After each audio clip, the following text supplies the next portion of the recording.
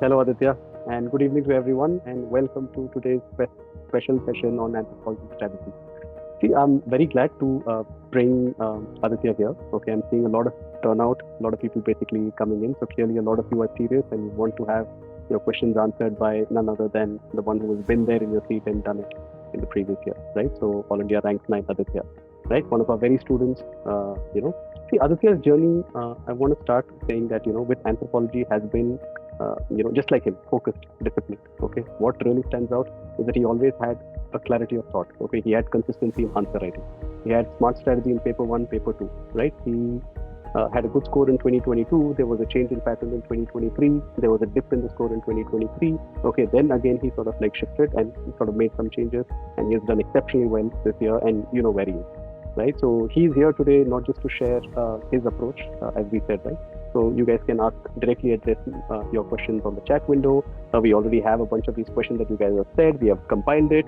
Okay, so all those things are there. Okay, whether it's about value addition, whether it's about answer writing, whether it's about tackling the tribal part, bio part, integrating current affairs, right? Everything.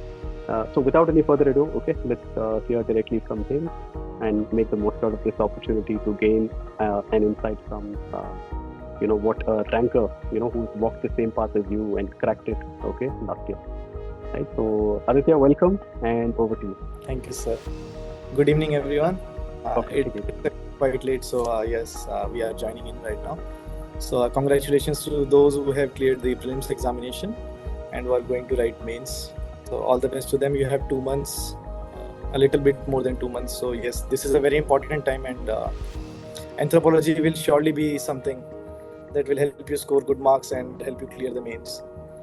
I've seen many ups and downs in anthropology from 250 initially to 220 and then 272 this time. I think I know a few things on how to score good marks in anthropology. Not many things, not everything, but yes, I do know some things. So I got some questions initially through my channel and I would be answering those as well. So the first question people usually have is, what are the resources that one must follow? So I feel till now who has given the prelims, so just 2 months are remaining. So whatever the notes you have, whatever you have studied, it would be a bad idea to look for somewhere else and just start completely new. But whatever you have till now, if you keep revising those things, I think that would be your strength rather than going for new things.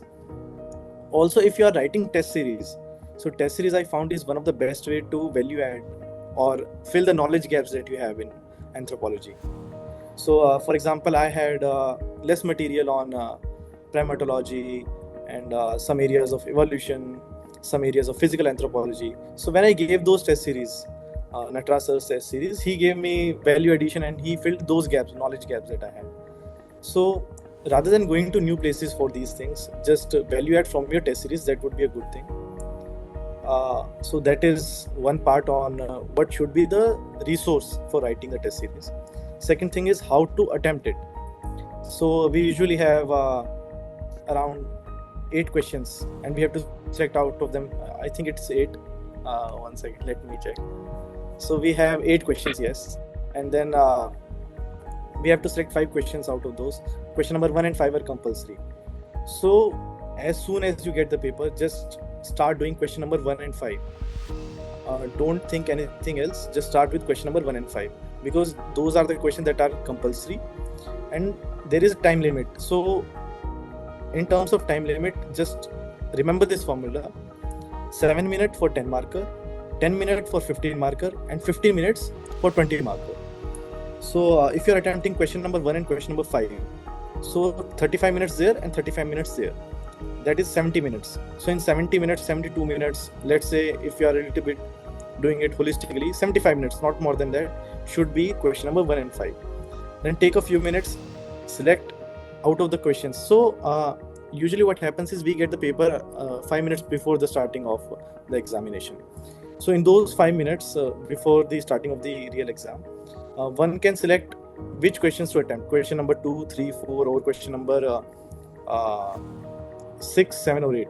So select 3 questions. So what is happening right now is earlier in my first attempt which I gave for first mains, I completely more or less ignored the primatology part, evolution part, because I felt they were most difficult topics and I did not have sufficient material on them. So what happened in my favor was, even though I left those questions, so whenever so usually the blocks that came, if question number 2 is coming, so that block would be for biological anthropology, or question number 3 would be for social cultural anthropology. So I used to leave question number 2 and attempt question number 3. Out of 5 that we have to select, I used to leave those questions that were for biological anthropology, or which were used to be for primatology or evolution. But what happened in my second mains, UPSC started changing the pattern. So in every question, they would start giving an archaeology question, they would start giving primatology question, or they would start giving a evolution question. So you can't completely skip one full set of question, like question number 2, 3, or 4. You can't leave one all. In every question, you would be getting something. So the strategy that has to be changed right now is, you can't leave any of the topic in anthropology. You have to study it holistically. You have to cover all the topics of anthropology, because any of the set can come. Sometimes what happens is you get 2 socio-cultural questions and 1 very easy archaeology question. So if you are leaving archaeology, then you are missing out on those 2 easy socio-cultural questions. So initially I used to also leave archaeological anthropology, because I used to think that learning the timeline is difficult, then learning the tools diagram is difficult. But now I have realized these are one of the easiest topics if one puts their heart on it. Archaeology is easy, just you need a little bit practice. So that is how you attempt the paper. 35 minutes, question number 1 and 5. Then 35 minutes for every block, 20, 15, 15. Marker questions in every block, 15 minutes, 10 minutes and 10 minutes, 35 marks. 35 minutes, sorry. So that's how you divide your paper, that's how you divide the time that is being taken for a question. What I used to do is, I used to write this time in front of the question.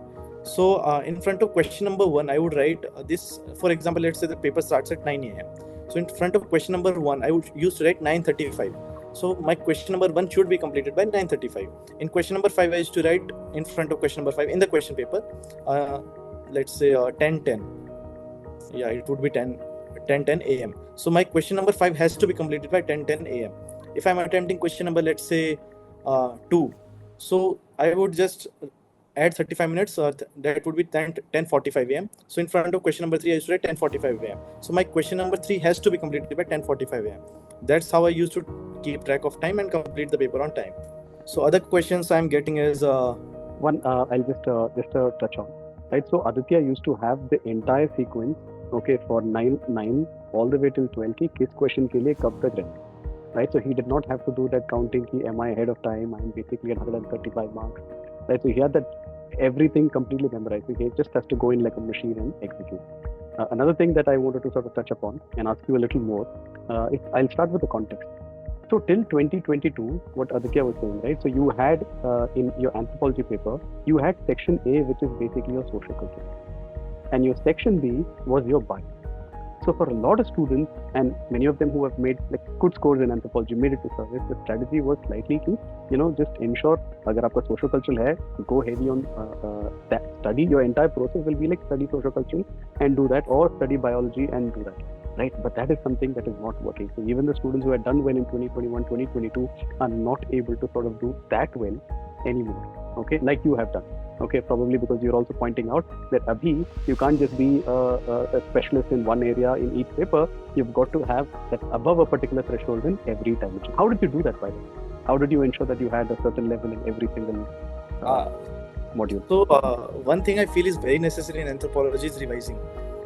I used to have these revision sessions with a friend. I would call her a friend now. She was associated with you. So I used to have the revision. It was a mentor, and then they used to have the session at 2 p.m. and they would basically sit down, and then every day they would be for like 85 days they did it. So that's exactly what it means. Yeah, please go ahead. So 1 to 2 hours every day we used to revise those things, make mnemonics out of it. So that helps. If you can form a small group, if you can, just talk to a friend and you are explaining them the syllabus, the basics of the syllabus. So that helps in memorizing these anthropological concepts. One question I got is how to tackle paper number 2, especially the tribal part. So what I feel is a tribal part can seem to be a bit GS like, where they're asking impacts on tribes, and then they're asking what are the development projects, how they are affecting tribes, and these kind of things. So one tends to write a GS like answer. So how one can differentiate is if you take a good test series, for example the Nataraj test series that I took, I got several examples along with some of the prominent scholars that were associated with those examples within India. For example, if I am unable to recall all the scholars right now. Anumeha Yadav was there. Then there were many tribes, Achanak Amarkantak tribes, and then tribes, Saharia tribes, Padia tribes. There were many tribes. So if you put those examples along with the scholars, so that gives it a more scholarly anthropological type answer rather than being a GS like. So that is something how we tackle paper number 2. Just again another touch. I'll just touch on this. So let's say then you are going to get a question. See, tribal part is actually relatively easier than Indian society. बहुत सारे concepts हैं. But tribal, I don't know why people fear, but that is definitely a question that students have asked you. So see, they are going to ask you a question about impact of tribes, how they have changed. So ये तो आपको लिखना है, right? So socially, have your scholar, have your examples. Culturally, have your scholar, have your examples, have your specifics. Economically, politically, administratively, legally, right? So you have to have these things because वो काम आएगा in exam. He knew it, so probably if he finds that, he is immediately going to get his pen and then be done with it. And he knows that 2 marks extra, 3 marks extra, so उसका हो गया, right? So he's basically done that to a great extent. So yeah, go ahead. So next question. So next question is how to value add in anthropology. So time again, I can say that rather than just going on the internet and spending several hours on finding good case study or a good example, I would say leave it to your mentor, leave it to your teacher, wherever you are taking test series. They will provide sufficient value addition in anthropology rather than wasting your time between the mains. It is very difficult for a student to sit and read and collect, and if you, especially for students who have done it, like you've done it in a couple of attempts, it takes time. So it is better to get it from your mentor, and focus the effort on executing. Ensure that you might know it, but did it basically make it finally into your A4 sheet? That is what matters. So uska practice, I think, is a better investment of your time. Other question I got is how to include dimensions in the answers. So same like GS, we have to use these pastoral approaches in let's say tribal part, where we include economical aspects, social aspects. This question we got this year was related to some tribe of the Malabar area. So many students would not know how to write that answer. But if you follow a pastoral approach, so just using that smart guessing work on if the tribe is from Malabar, so how the economy would look like, maybe something related to the oceans, related to the sea, how would the social structure would look like, how the religion of the place, religion of the tribe would look like, how the technology that are there associated with will look like, how the science they are using will look like. So these kind of political, how they are associated, how they are organized politically. So these are the dimensions that we can think of, similar to GS, but in an anthropological way. So socio-cultural part that gives us culture, religion, economy, polity, so kinship. So these things can be included to write an answer for a tribe. So this I feel. Other than that, yes, the biological part also we can use in tribes. So let's say if there is a tribe, example of a tribe belonging to a mountainous region. So some biological part could be included of physical anthropology, like they would be better suited for high altitude conditions, and thereby their economy would depend on, let's say, hunting in the mountainous regions. So these kind of things. So that's how.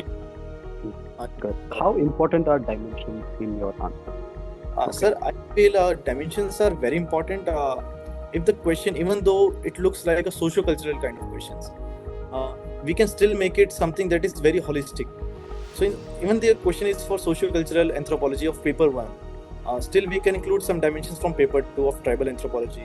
We can include some inputs from nutrition anthropology, physical anthropology, evolution perspective. So the culture also has come through evolution. So evolution perspective can be included. So there are many perspectives that can be included, including the Indian part. that's what make an answer holistic. That would include the several dimensions in an answer. And that requires practice, because otherwise it will look like whole bunch of facts, and wahan pe answer writing practice comes in. So now I'll take you to the next question. So how important is answer writing, and how did you go about doing that? So answer writing, I feel, is very, very important. So answer writing does not only do one or two things, it does several things. One thing that answer writing does is make you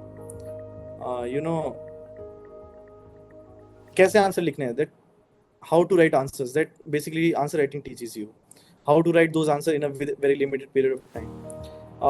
Also, when you read a thing, it is easily memorizable if you are writing those things. So answer writing will also help you in memorizing those facts. Other than that, answer writing, once you have done, let's say you have written the question paper, you have done it in 3 hours. You don't have to leave it at that.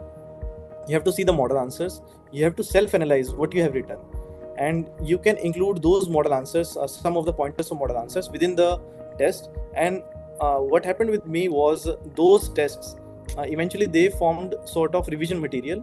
I wrote around 12 tests this year, so they kind of formed, at the end of the time, they formed like a revision material for me. I used to just revise my tests, because I used to write value addition on those tests. I used to include those short things that I missed in this test. So those used to act like a revision material. So that's why I feel test series is very, very important in anthropology.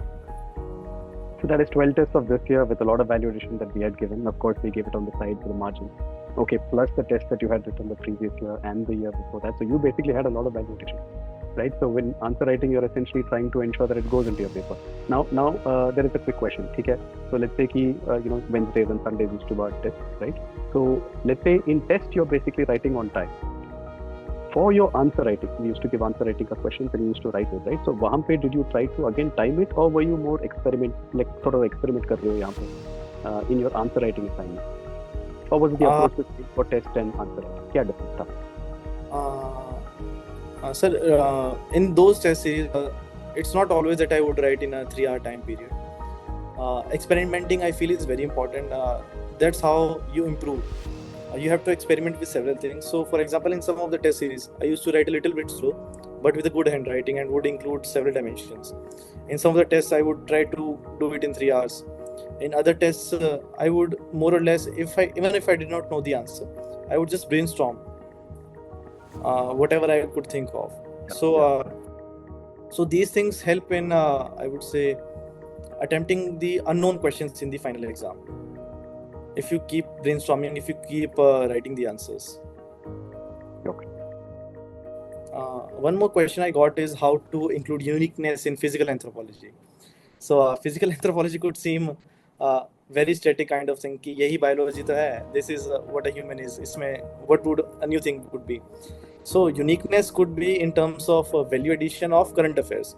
So we have ongoing experiments in terms of physical anthropology. For example, we got a Nobel Prize where a DNA of Denisovan was, if I'm not wrong, sir, was it Denisovan DNA? So Neanderthal was there, Denisovans were there, yes. Pablo. Swante Pabo. Yeah. So these kind of things, if we included in the answers, that would provide a uniqueness in physical anthropology.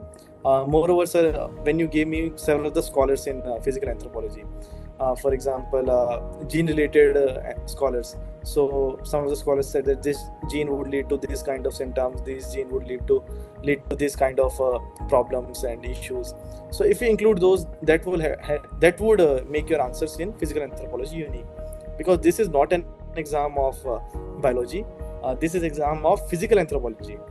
Moreover, just putting a physical aspect would leave the question incomplete. The anthropological aspect has to come in these questions. So how those physical aspects makes us human, and how these things lead to further growth of a human. For example, the invention of fire. So we can write it led to some of the physical changes in human being. For example, we used to eat cooked meat, and then it used to have a better digestion. Our jaw size dropped, led to smaller sizes, and these things, physical things happen. But if we take a step further, then cultural changes also happen because of that physical aspects.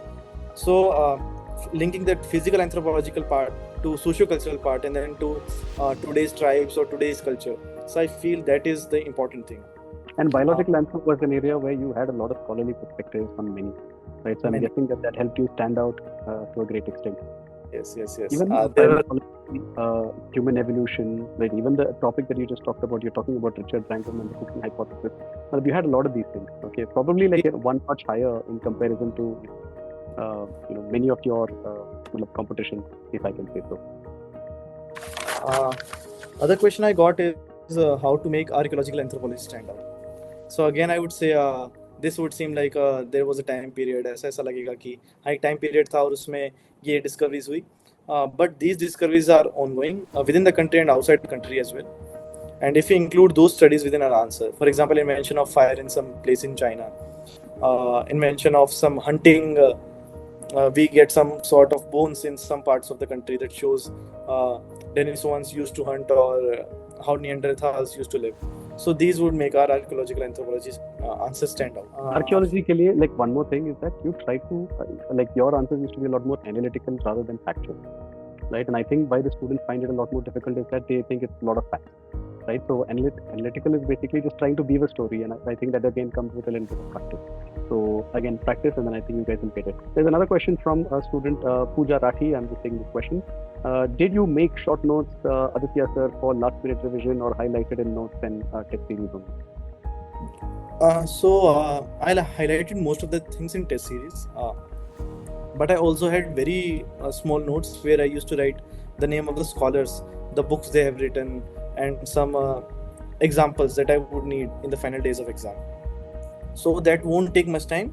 Also, it used to act like my practice during the revision time.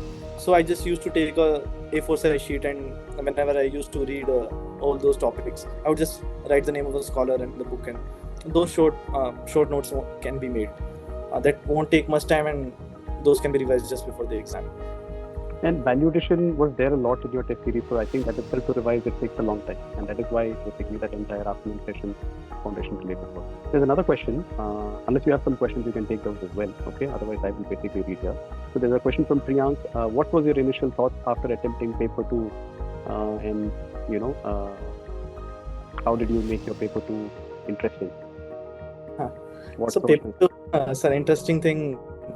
So the one thing I would like to point out is, rather than thinking that there is an X factor involved, rather than thinking that one should do very big to get very big in anthropology, I feel if you do the basics right, if you do all the questions with the good enough knowledge, if you write the basic points that are required in a question, if you meet the demand of the question, if you write the basic scholars that are present, and you do it in a good way with the pictorial representations, with diagrams, with flowcharts, I feel one can get a very good score. This mindset that one has to do very extraordinary, that has to go.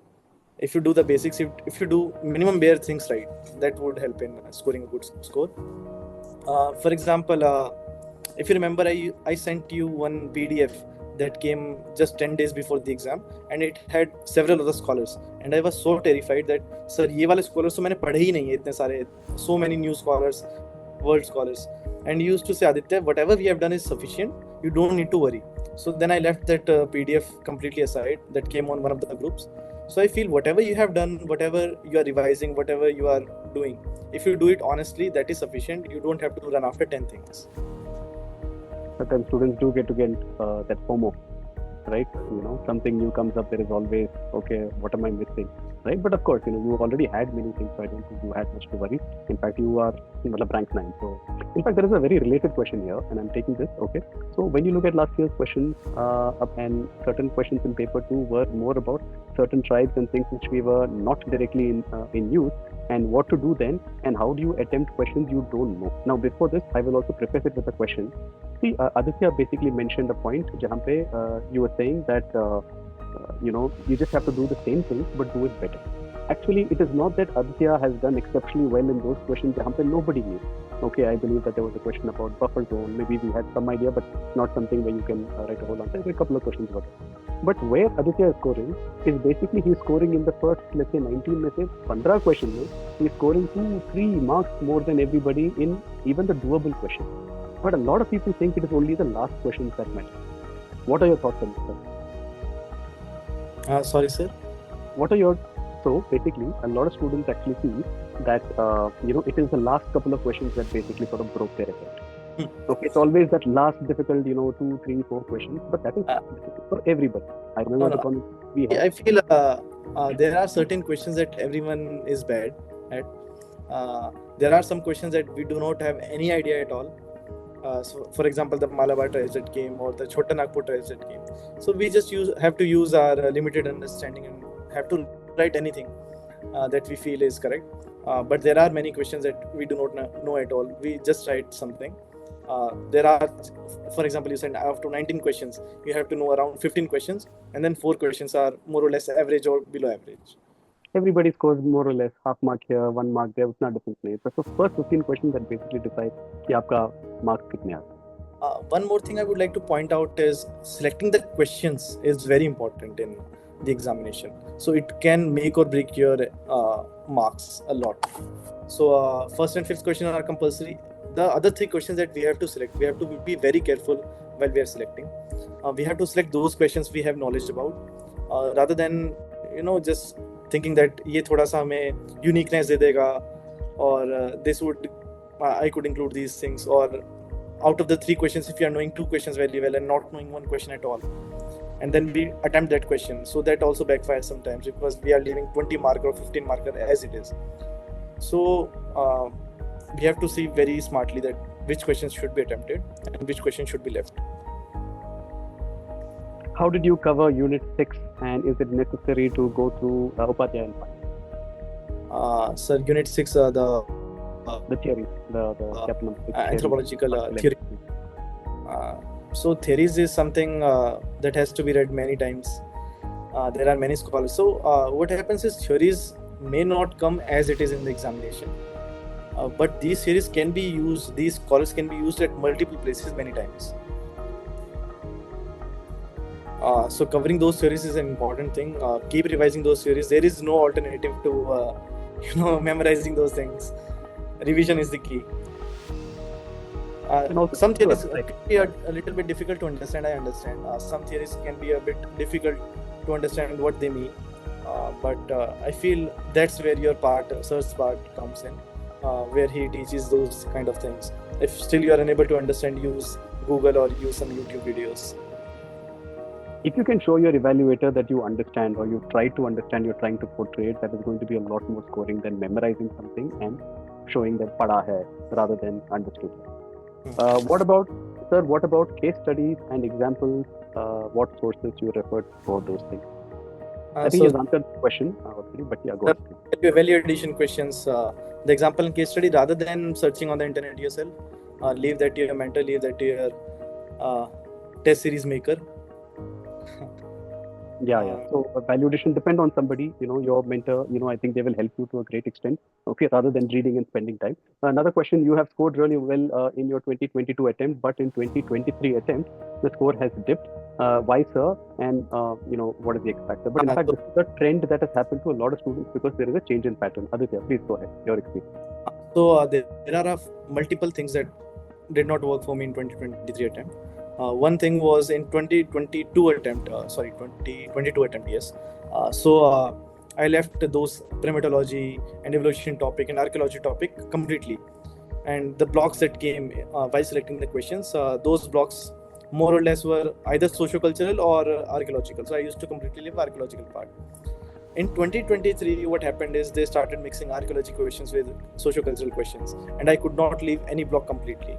So that's where I missed some of the questions. Second thing, I over-focused on scholars in second attempt rather than meeting the demand of the question. So let's say there is a question on impact on tribes of due to the development projects. So rather than just writing ye scholar ne ye bola, this scholar told this scholar told this. So this does not holistically covers the answer. Use GS sort of answer where you cover the answer holistically. Impact हुआ तो economical impact हुआ, this is sociological, this is political impact, this is gender impact, this is caste impact, or whatever the points are, and then you include the scholars. So that's how I increased marks in 2024 attempt.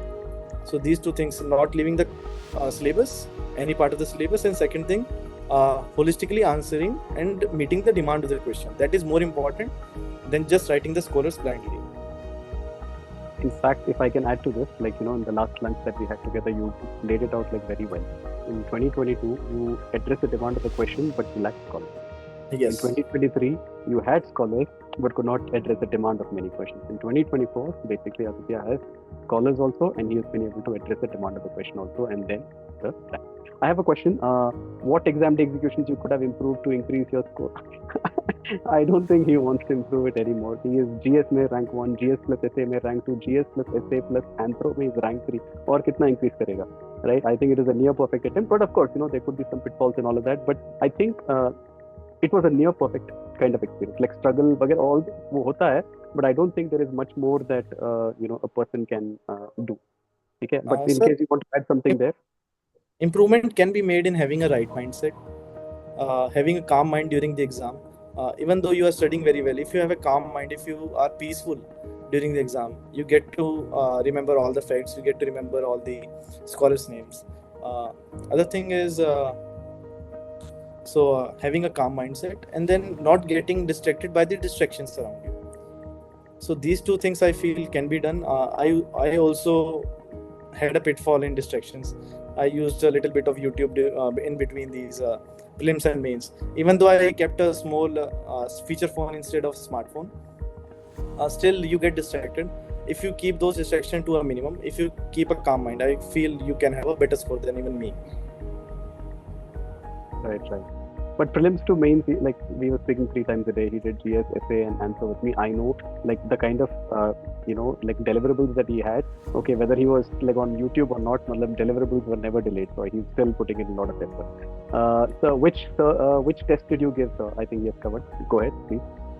Sir, one more thing is, Naveen had asked me one of the questions and really it felt something personal. So he also said that he is doing Vivek Bhasme book and Akshat Jain's book, and if he is that, he is stuck at somewhere around 200 marks.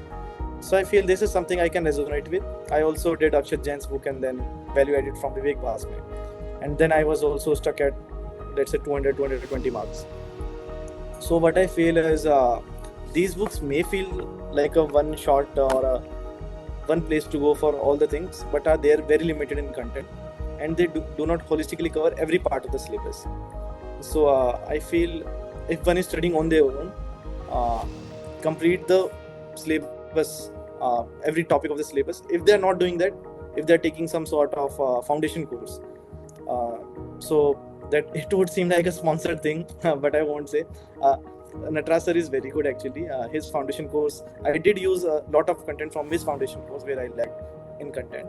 So yes, one can look out for him also as a foundation course teacher. So that would holistically cover your syllabus, and then you just have to practice answer writing. That's all. Rather than just going for a one-shot solution for Akshat Jain book and these Vivek Bhasme book. So I think this was like in your first attempt, right? 2022, you had tried that, Yeah. and then you felt a lot of gaps in your preparation. I think there is a need for another book in the market, right? Your foundation was a TK, but maybe you can write maybe something, right? Yes, so that is another one. So that's a good question actually, because there are a lot of questions that are regarding the source.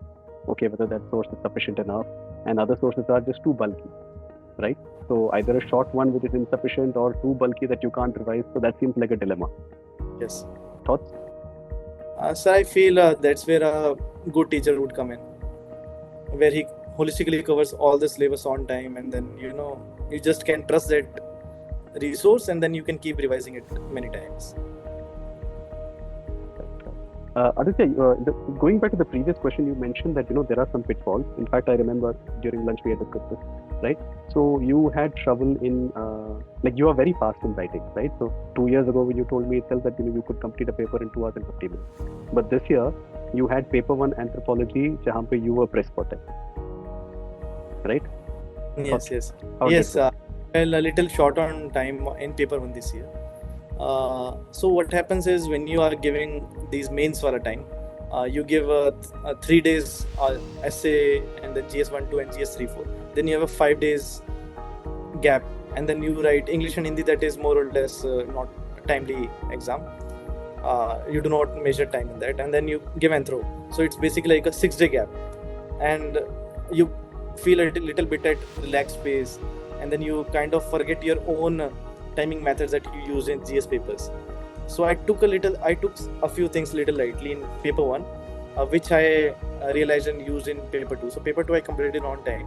In paper 1, even though I completed it on time, some of the questions I could not write in a very good way. So I feel these timing things should be kept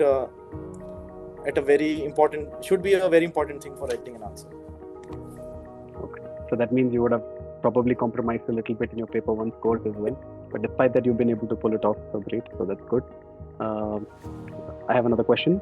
This is from Shreyas. Hello, Mr. Aditya.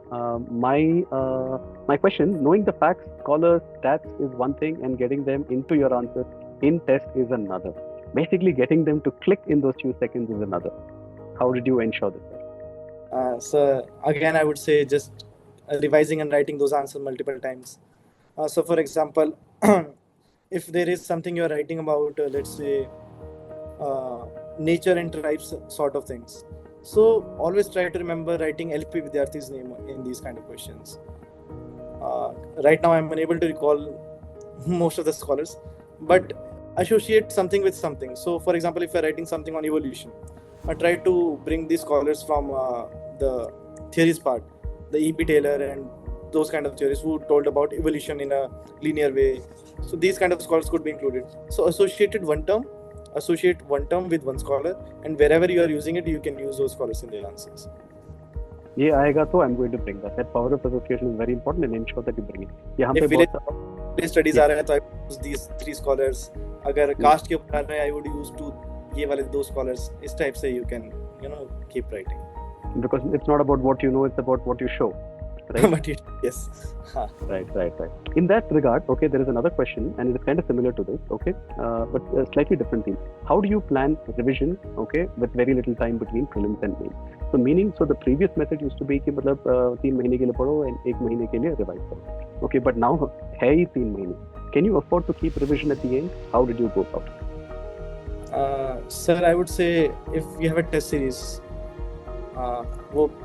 a test series would give you a schedule कि आज test है. So before that, if you're getting 2 or 3 days between the test series, keep revising, keep reading, then give the test, then revise your test a little bit, and then keep reading the next for the next test.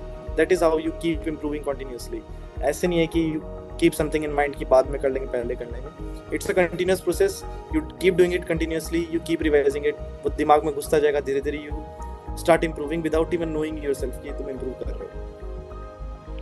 So basically, don't look at the final exam as a whole. Like think of like each week ka target, have mini targets, mini hurdles, mini deadlines, and isko conquer karo, and eventually your final exam may you'll be in better position. Okay? So that is well covered. How many? Go ahead. I feel more or less questions are done. Okay. Any final thoughts, Aditya, regarding the next batch who's writing in 2025, 2026? Your final thoughts? My final thoughts would be: this is an exam where you can't afford to lose. If you lose, then you are an ordinary person once again. So have a calm mindset. Keep distractions away for a short period of time. It won't take much. Maybe 1 year, 2 years. Keep those restrictions away. Trust your mentor. Trust the process. If you keep revising everything, if you keep reading everything, if you put sufficient number of hours in a routine, keep a set routine and keep sufficient hours in your daily studies, I would say you can clear the exam. It's not something of a uphill battle where you can't clear the exam. You can clear it if you are true to yourself, if you can do the exam well. Very well said, Aditya. Like, this is more of the mindset game, right? So, how to sort of stay in the game for very long duration without being discouraged. So, that is great. Okay, I'm sure that, so many people have basically joined, and I'm sure that they've gotten a lot of value from it. So, I'll just wrap it up. So, thank you so much, Aditya, for taking the time with all the students, sharing your journey, your strategies, a lot of these practical, actionable sort of insights, that you have basically shared with the students. I think it's a very interesting kind of session. Down to it, you're generally that kind of personality, honest, but all actionable kind of takeaways that you give. And to the rest of the students, I would say I hope that you found what all your questions. I hope that you found clarity on not just what to do and how to approach anthropology with confidence and consistency and all of that. See, every topper basically was once a student who was sitting in the exact same spot that you were. Okay, so 1 year ago, Aditya was still searching for answers.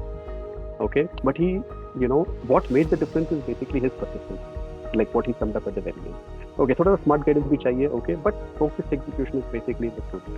Aditya's story, like deeply, I'm telling you, right? So it reminds us that it is not about doing everything, being perfect about everything, but doing the right thing consistently, right? Okay, ऐसा नहीं है कि exam हो गया and that you wait for the next notification and so on. There is the gaps, right? This is basically where the gap between the average and the great, okay, the rank 9 kind of thing, is often just about that clarity, that effort, that walking in that right direction even when somebody else is not walking.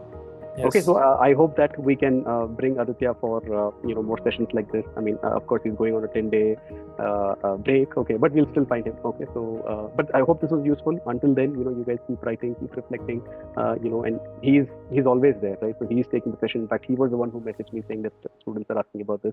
So he cares about you, okay, because he was one of you, right? So I wish all of you the very best in your journey. Okay, I wish Aditya a great 10 days next. Okay, stay steady, Yes. stay curious. I hope that Aditya and me will see you at the top very soon.